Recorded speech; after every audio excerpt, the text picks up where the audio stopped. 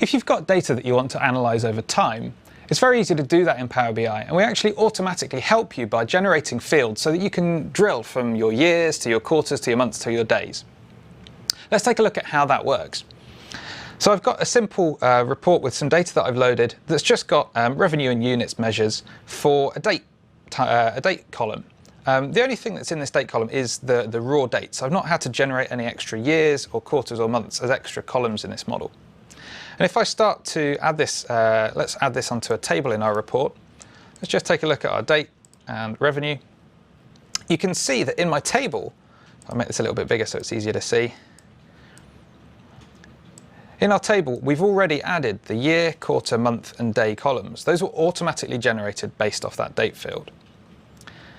You can also use that in charts.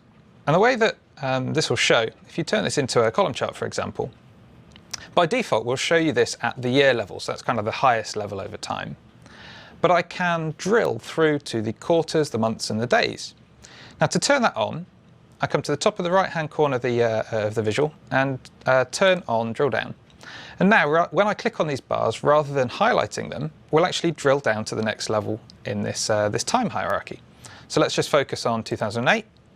And you can see now I've got each of the individual quarters for 2008. If I pick one of these quarters, I'll go into the months, April, May, June, and I can even go down to individual day levels.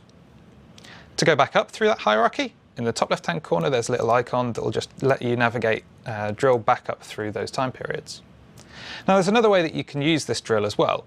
If I go back into 2006, for example, rather than drilling into a particular quarter to just show the 3 months for that quarter, I could choose to drill all of these to the next level. This little icon in the top left-hand corner lets me expand all of these different, all of the things that are showing at the current level down one level further. So this would show me all of the months for that year. So we were looking at 2006, so it's now showing all of the months for 2006. And I can carry on drilling down further. Either I could click on one of these to show just the days, or I could use drill down to expand all of the days across all of those months.